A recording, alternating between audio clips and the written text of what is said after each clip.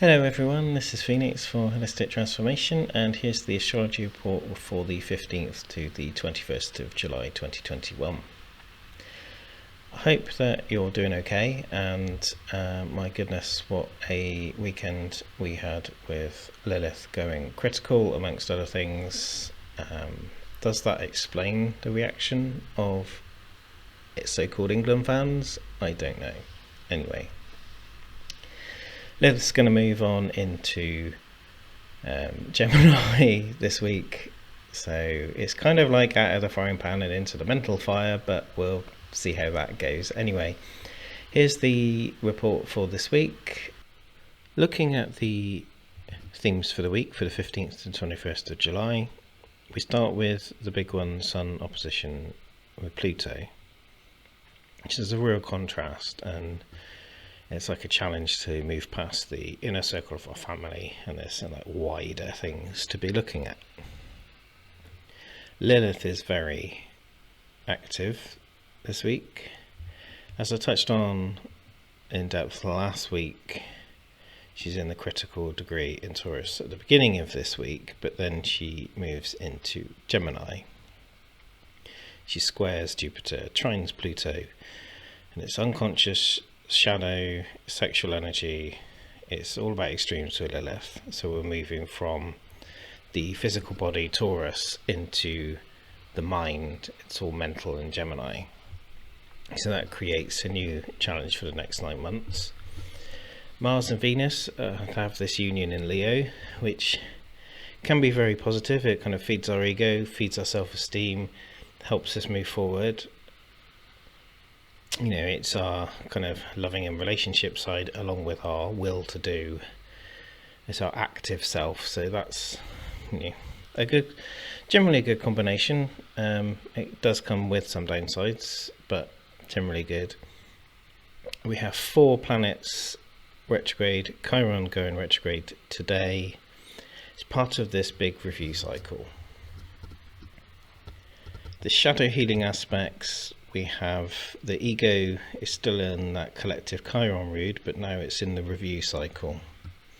We're given another chance to see our collective ego and our individual ego and work through this stuff. Selfishness, selflessness, greed and relationships are intensely challenged with Lilith and Gemini moving from Taurus, and with Mars and Venus in Leo and Pluto trining Lilith. So there's a lot to come up this week, so it's good to know in advance, I think. Our boundaries, relationships with authority, our deep understanding, our comprehension of stories are under this big review with the retrogrades and the shadow aspects of Lilith. It's all going on, and sometimes it can be too much to take on, but you know, that's why we do we look at these things, because we have to transmute our shadow, we have to accept our shadow, we have to allow ourselves to move on. That's what we're trying to do when we're looking at it. So, you know, here we go, positive steps can be taken. So looking at the chart for today, we've got quite a lot going on. Not as much as in some other charts, but we've got some big combinations. We've got in the, you know, just off the top, we've got Sun opposite Pluto, and we've got the Mars and Venus together. We've got the Moon and Neptune together. So let's break that down in the table. Sun is in Cancer 23 degrees, Moon Virgo 27, Mercury is 6 degrees, Venus in Mars are in Leo 22 degrees, Jupiter 1 degree retrograde in Pisces, Saturn 11 degrees retrograde in Aquarius, Uranus 14 degrees in Taurus, Neptune in Pisces 23, Pluto in Capricorn 25, Lilith is in that critical degree at 29, and Chiron in Aries retrograde 12. Main aspects: Sun sextiles the Moon and is opposite Pluto. The Moon is opposite Neptune and trines Pluto. Venus conjuncts Mars. Mercury trines Jupiter. Saturn sextiles Chiron. Saturn squares Uranus. Jupiter squares Lilith, and Lilith trine Pluto, with 5 things now retrograde. Let's take a look at today in depth. The Sun moves forward, advancing towards that full opposition with Pluto. That's occurring on the 17th to 18th. It's just 2 degrees out now, and that of course changes narrowing on a daily basis. That's a big cardinal opposition that comes to us at the same time that the Moon is squaring Neptune before joining Saturn and Uranus for another new T-square from the other side of things, this time on the 18th. So let's look at those 2 main things of today first. Pluto and the Sun, being in Capricorn and Cancer, are on the axis of opposing mentality. The Sun is life, it's the vitality, and Pluto is death and renewal. It's a clash of styles and thoughts and energies. Your Sun sign does say a lot about you superficially, but the other planets shape the inner workings and relationships with the outer, wider world and how we interact and comprehend everything. Pluto's furthest out and last on the list generally, but being last does not mean the least important. The Sun in Cancer is a family being, the Divine Mother, it's nurturing, protective energy. While Pluto retrograde in Capricorn is a review of society and seeking fundamental change. The issues coming up here are likely to be surrounding our needs between family and society. Think of it like this. You've got your family, you need food and drink, shelter, warmth, security. And then you need something else. Say, let's look at toilet rolls. You can go into the shop and you can see the aisle is full of toilet rolls, and you can take that pack that you need, or you can just take a couple of trolleys, you can stuff everything in like the people who are doing all the panic buying at various times. If you leave what you don't need, there's stock for the wider community. What is left here for the community is someone or some organisation taking all the stock and not sharing it. So we're going to have these imbalances highlighted to us. Emotionally, at the same time, the lunar cycle is Moon in Virgo opposite Neptune in Pisces. Again, the opposition planet is retrograde. Virgo is influencing the Moon in a not so great way because it can be overcritical and overthinky due to those mercurial overtones, whilst Neptune is looking for completion, be it as a pure fantasy and way out, escape, or it's the perfect solution and evolution of ourselves. It just wants out. So that's what Neptune and Pisces delivers. Also emotionally, Venus and Mars are still conjunct, though Venus has now overtaken Mars, which is heightening relationships and action. And Lilith remains in the critical degree until Sunday.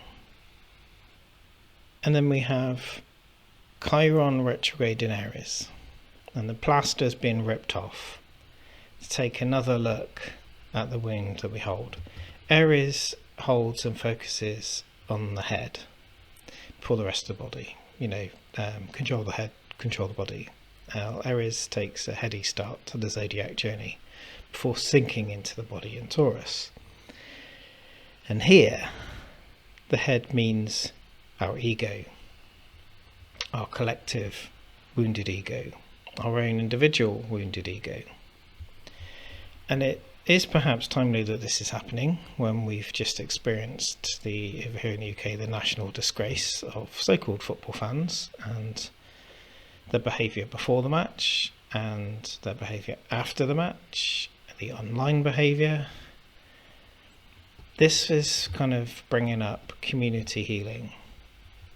It's personal healing and community healing. How do we heal? We've got our own egos that we need to be authentic and accountable to ourselves, but we've also got the wider community ego, and that needs healing. And Chiron and retrograde here is giving us that opportunity. Meanwhile, Jupiter's still rolling back towards Aquarius, hitting 0 degrees soon, and it will move into Aquarius on the 28th. Saturn's in Aquarius, which is rising that rebel energy within us, which is also part of the kind of issue over racism, is that as much as the rebel in us is coming to raise up the issues, also people who are in a darker place are rebelling against change and progressiveness. That's the unfortunate consequence of this. I mean, if you're in a good place and you're progressive, this is good. Let's move forward. Let's break down the boundaries. But for those in a dark place, it's not helpful at all. Uranus and Neptune are in Taurus and Pisces respectively. So overall, this week's energy is still an emotional one. It's clamouring for healing and resolution. So please do ask for help when the need comes. And as the week goes on, the moon moves through Libra, where it conjuncts Chiron. And then it ends up in Scorpio on the weekend before hitting Sagittarius by late Monday, early Tuesday. So let's take a peek at Sunday's chart. And the chart for the 18th, I haven't chosen the time because this is a generic for the day, because different things are happening at different points, so I've not selected an actual time to run things through. Here's what that breaks down into the table. So we've got the Sun in Cancer at 25 to 26 degrees. We've got the Moon in Scorpio at 12. Mercury's in Cancer at 11. Venus in Leo 26. Mars in Leo 23. Jupiter, Saturn, Uranus, Neptune, Pluto, all the same. Lilith is now in Gemini, 0 degrees. And Chiron retrograde in Aries at 12. Sun opposite Pluto, Moon opposite Uranus and conjunct Chiron. Moon squares Saturn, we have a new T-square. Venus conjunct Mars, Venus opposite Jupiter, Saturn square Uranus, Neptune sextile Pluto, Jupiter square Lilith, Pluto trine Lilith. On Sunday the 18th we have three main things occurring. That Sun-Pluto opposition is full 180 degree opposition. The Moon joins Saturn and Uranus to form a T-square on the other side, and Lilith moves into Gemini. The T-square is Saturn in Aquarius, Uranus in Taurus, and Moon in Scorpio. And the missing element is fire, Leo. However, that in some ways is more or less fulfilled by the Venus and Mars positioning, where they're conjunct in Leo. It's not a ground cross where all four positions are filled at 90 degrees, and even with this T-square, it's not an exact 90 degree each way positioning, but it's still within very agreeable tolerances. The Sun-Pluto opposition goes peak on this day, and it could be a hard one to experience. So thank goodness the football is done with. Well, until August.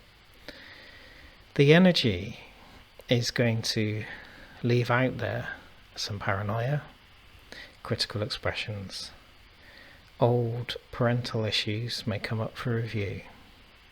And along with this retrograde Chiron, this is a time for the wounded self and the wounded community to speak up. It really would be best, in my opinion, to be mindful with your words at this time, as you may be speaking from a reactionary negative space, and perhaps it's time to focus on healing and releasing before the talking part. A tendency to overthink could be temporary in this space, and you should be able to move on. The final point is Lilith in Gemini. For the next 9 months, Black Moon Lilith in Gemini suppresses our expressive self. Gemini is a mental sign, so it's all about the mind. It's mutable air energy, and it has a relentless quest to communicate. It wants to learn, to express oneself. Gemini is linked with Mercury, which is of course the planet Hermes, and Tote. Mercury is the messenger, which of course suits Gemini very nicely indeed. Have you met a Gemini that doesn't like to talk? With Lilith, the Black Moon in Gemini, we can get stuck in our head. And that's where one of the big problems can come from. This sign can present a barrier between the mind and the body, and can seriously limit the grounding element. In some regards, Lilith in Gemini can be seen as madness or the crazy person. Gemini are the twins. It can be suggested that there's a sort of schizophrenic element to Lilith in Gemini, pulling you apart into 2 directions. As with all the other Lilith placements, which is where things are about extremes with Lilith, don't do countermeasures and compromise.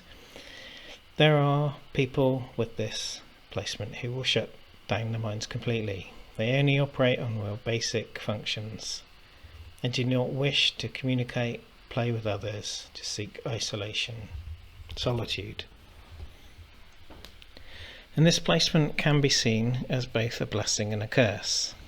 Lilith in Gemini activates the mind to new levels and may push you to think further than you would have normally thought. However, the dualistic elements and the speed of mental acumen can create the appearance of being erratic, crazy, completely nonsensical. I can do that any time of the year. I don't need Lilith for that. Interestingly, President Biden is a native Lilith in Gemini. So watch out for what the president does over the next 9 months. Does he go new agey, super high intelligent thought? Does he shut down his mind? For those keeping score, former President Trump's Lilith was in Sagittarius, and that comes with the need to balance the ego and your own self-importance with the needs of the community. Take from that what you will. So the challenge or the resolution to working through this influence of Lilith in Gemini, the Lilith in Gemini challenge, is to ground yourself. It's to express yourself in a controlled way over this time. This can be achieved by spending time in nature, and if you're drawn to animals, be around animals who might well be drawn to you, especially if you're a native of Lilith in Gemini. You can use breath work to allow the brain to slow down a little bit. Mindfulness meditation, other healing activities will help you. It may be difficult to achieve success with mindfulness meditation, but pursue it, or pursue breath work, pursue healing, pursue grounding yourself. Not necessarily, you have to be in the moment, every moment, because we have to function and do things, but we do need to make sure that the head does not fly away from the body, and that's why the grounding element here, as with many other astrological aspects, is very important to us. Well, that's all for this week. I wish you good fortune in this week ahead, which could be quite difficult to get through. Remember that there's people in the spirit tree and in other places that are willing to help you, so seek assistance if you need it. I will see you in a week's time, so cheerio.